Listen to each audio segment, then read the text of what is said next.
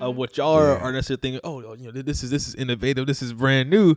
Like, nah, we had this back. You know what I'm saying? Back, because I feel like even just that term, I felt like didn't really get hip to like 2022. That's what I'm thinking. Jada. Yeah. So you saying, okay, 10 years ago we called it the same thing. Yeah. I think that's right. We peaked. We knew. Get to the money and slide. Get to the money and slide. Free all the bros inside. Free all the bros inside. Play with the bros, you die.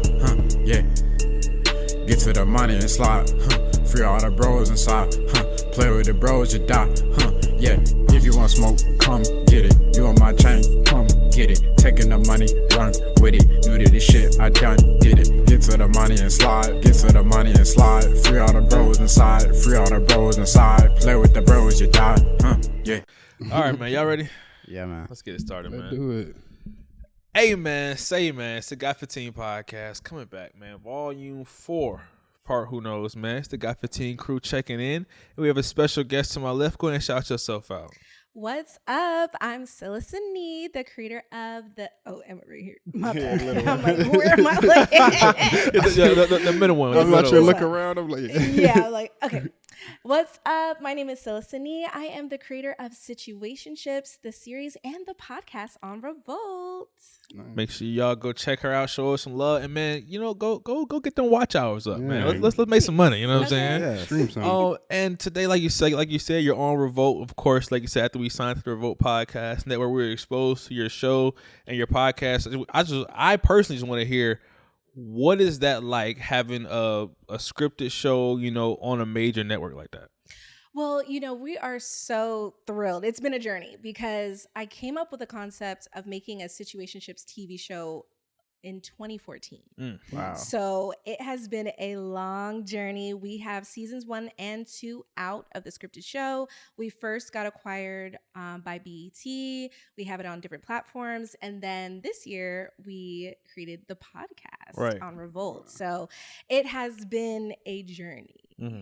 If you will. Okay, so how do you even start coming up with a series idea, and then how does that get acquired by BET? I feel like we acted like that's not crazy. You know what I'm saying? Like, pretty wild. Like, how you go? So what? Were you posting it on YouTube? So is that where you were? Yeah. Actually, yes. So, you know, the concept really originated from me, personal stories, just kind of collaborate or talking to other friends about their dating experiences. And I was like, you know what?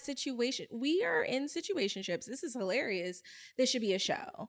And I had just like graduated from college. I went back to New York and we started off on YouTube. So I was really inspired. Like, there was a whole bunch of different shows. Of course, we know the Awkward Black Girls, all type of different things that were on YouTube. And I was like, okay, I don't know how I'm going to do it, but I'm going to do it. Yeah. Banded together, met my amazing producers, and we shot 2 seasons in New York. The first season, we put it out on YouTube. We ended up going viral, like 500,000 views on YouTube. And just through like grassroots promotion, social media, I even had business cards that with the picture of the poster that just floated around New York. And one day it landed at BET and they called me and they were like, do you want your show on here? And I was like, yes. Yeah, like, damn right I do. Yes. So season 2 ended up going on BET. And then since then we have developed like a full-fledged TV show for it. We have a podcast and we've got a lot going on behind the scenes. I love to hear that's crazy. Yeah, right. Yeah, that's so awesome. Were you like a filmmaking major in college? Or? I was not, which is interesting. I wanted to be a film major. It didn't happen. I ended up going to UGA and I majored in advertising. So she knows how to advertise. She knows how to pitch. She knows how to brand and market things. So it all kind of came full circle when it comes to like creating a brand or a show. So advertising. Speak on how important advertising is when you're trying to, especially be an independent and then going from independent to actually maybe signed or, you know, being a part of a big production. How big is advertising when it comes to that? It's pretty huge. You know, advertising runs TV. So I like, as soon as I went back to New York, I did work at a lot of really big like Mad Men ad agencies in New York. And there it's just all about knowing your audience. So if you know how to speak to your audience, you can sell to your audience, you can grow your own brand, your own anything. So I really think, even though it wasn't perfect or exactly how I imagined. Like I would be at NYU and I would do this and that. Yeah. But the advertising, it was pretty clutch because now I know how to get new business. Now I know how to pitch. Now I know how to create worlds. Yeah. Yeah. So I mean, how did you get to understand your audience? I feel like that's a lot of things creators challenge our challenge. I know we've had that challenge at different points, trying to know your audience to be able to even sell the right thing to them to where it makes sense. Well, the beautiful thing about this show is it's about millennial dating. So I am a part of that audience. I literally, what was interesting, we put the casting call like on these major casting sites. And what was surprising and another insight was that we had like 4,000 people submit and we had no budget. It's also a bit unheard of. And all the actors who were submitting, they were like, I've either been in a situationship or this character is me or this is my friend. And when you tap into something that people can relate to, that was kind of like how I got to know my audience and how to talk to them, because it's literally about us. Yeah. And so I mean, I know you couldn't have done this by yourself, or doing this by yourself is really not feasible. So and so we have the rest of the team here on the line, and I love to hear from them as far as what their input goes, in creating the show of where it is and being at the podcast. Can y'all hear me? Yes, we can hear you. All right. I love to hear both of you guys' input on that. Like how was it for y'all starting the show, growing the show to where it is now? We can start with introductions too. Okay, let's do introduction first. So my name is Brandon, and I'm one of the executive producers for Situationships, and then Iris. Hey, I'm Iris. So I'm one of the producers of Situationships and also one of the co-hosts on the Situationships podcast. Hey. Gotcha. Tapped in. Welcome to the Got 15 podcast. Hello. So what does it mean to be, an executive producer of a podcast, and like how has that worked for y'all? So what I will say is, and I'm also one of the co-hosts of the podcast as well. To answer your question about, how is it to put everything together? So to give you a little bit of a backstory, so I actually met Scylla when I was also in college, because at the time, Google AdWords was starting to become like a big thing, or like starting to be like something. And they had this challenge called the Google AdWords Marketing Challenge. And one of the people that was in our group, her name was Daniela, I believe. Daniela. And she was Shout like, out to Daniela. It's Daniela, right? Yeah. Okay. Yeah. So Daniela was like, oh, there's this friend of mine. She has this web series. She doesn't really know where she wants to do with it. Like, she kind of has an idea for something.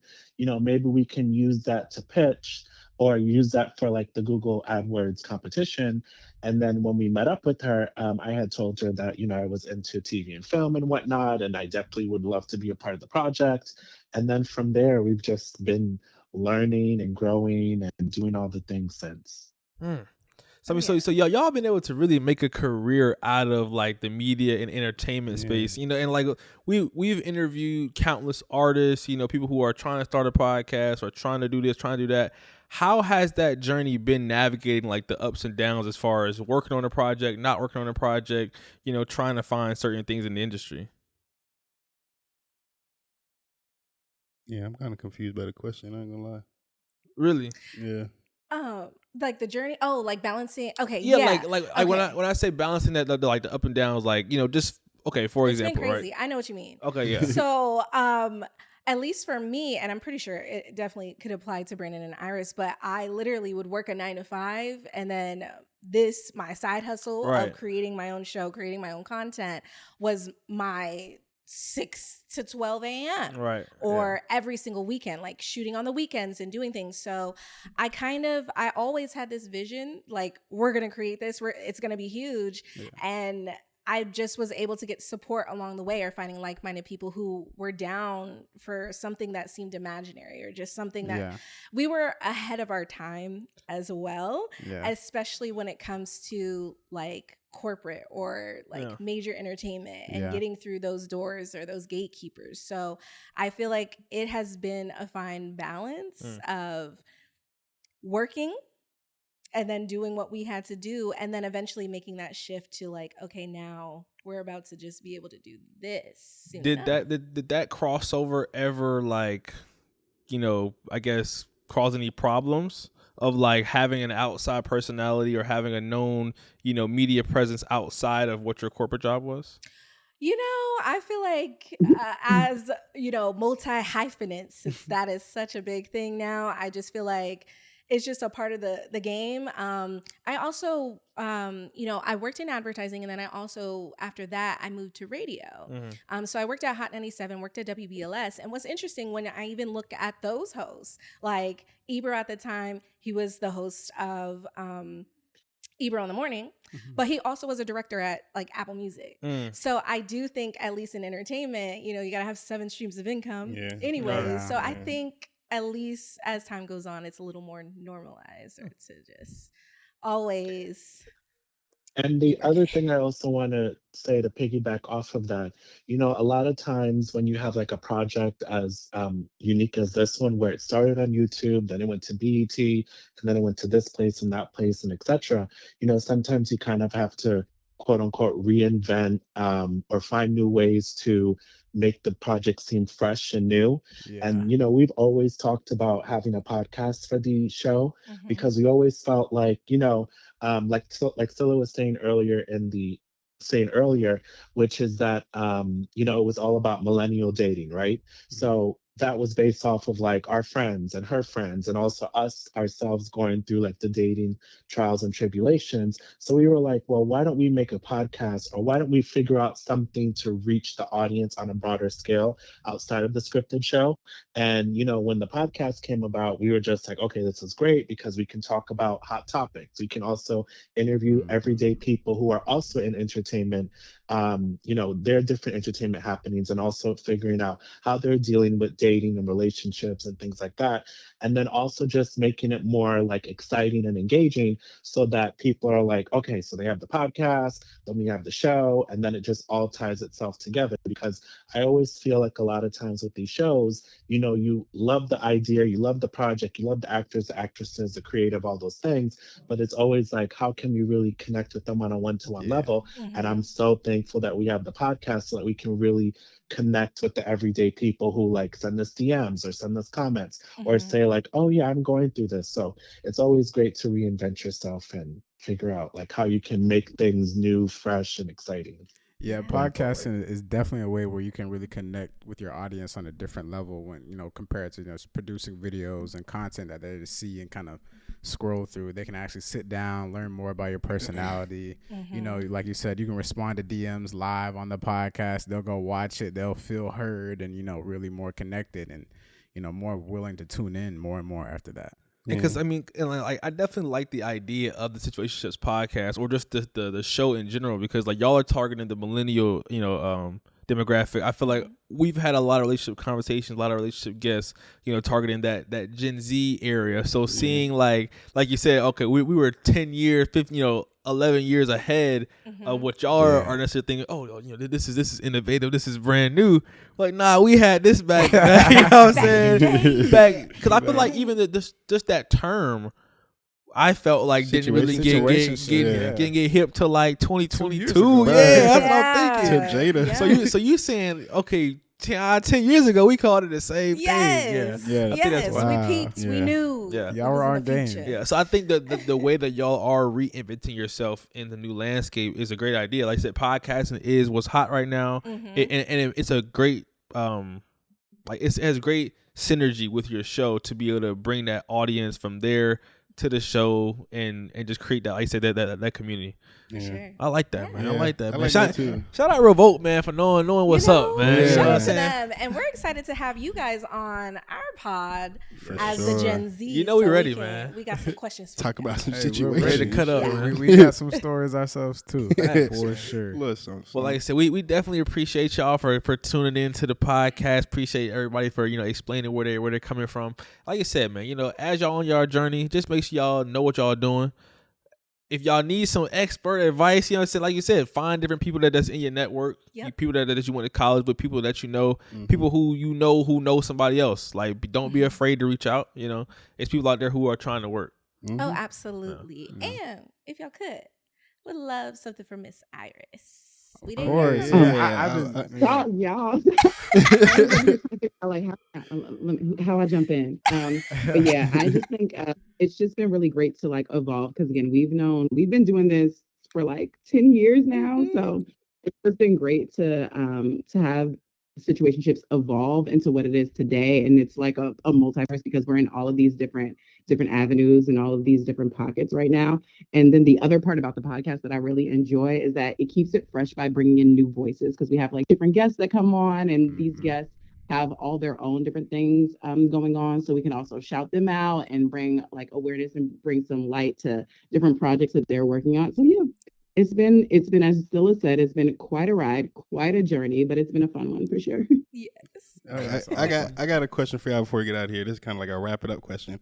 What is the end goal for y'all three? And it could all be different when it comes to like your show, the podcast. What's the end goal for y'all? I know it's probably some similarities, but I know some of y'all have different. So yeah, what's the end goal you say? Sure. For me, I definitely am so excited for like the next phase of this entire brand and seeing it to fruition at the highest scale. So we have a lot coming down the pipeline, and overall, just generally for me as a creator, just sharing, being a part of creating, producing, acting, or directing new projects that are in the scripted or unscripted space, amplifying women, minorities, and just people whose voices aren't typically heard. That's my goal.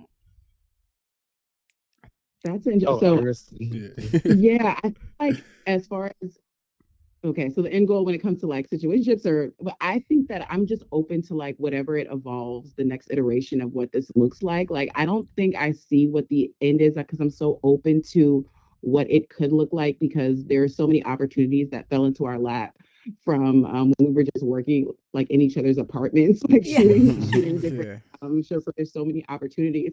So we like I don't know we can never truly know what is the end goal for this because I just see it like keep going and going and then get bigger and bigger as time goes on. Yeah. That's a great answer. And to piggyback off of that, I think what's also very unique about situationships, like Scylla was mentioning as a brand, is that like it's very original, very like lifestyle, very connected IP that a lot of people connect with because everyone has dating, everyone has relationship issues, everyone has all these trials and tribulations that they go through on a day-to-day basis. So I feel like for us, in terms of the end goal, because the possibilities are endless, like there's so many different things that can come out of this, and we're just really open to see where it leads us, and we also know that 10 years from now, 15, 20, etc., whatever, this will always be something that's on like the tips of people's tongues because this is something that's currently going on. There are all the different age groups and all the different generations. So yeah, we're just like really open to all the possibilities and where it can lead us going forward. I feel like we're the same, man. Yeah, I wanted to piggyback off of them too because it's like I'm definitely open minded because I mean from where we started to where we are and the things we've accomplished, you can't really predict some of those things. Like you couldn't have expected that you'd have gotten this opportunity or gone this route. So the end goal is just keep getting bigger, keep getting better, keep getting this money. Yeah, that's it, man. And with that being said, man, it's been a Got 15 podcast, and we out, man. Peace. Get to the money and slide. Get to the money and slide. Appreciate y'all popping out to the podcast, man. Make sure y'all leave a like. Go ahead and comment something and hit that subscribe button if you haven't already so you don't miss any of our videos, bro. And make sure you subscribe to our Patreon for exclusive behind the scenes videos posted weekly. Follow us on Instagram, Twitter, Apple Podcasts, Spotify, TikTok, and I already know we're on YouTube, man. Go check us out everywhere. Show.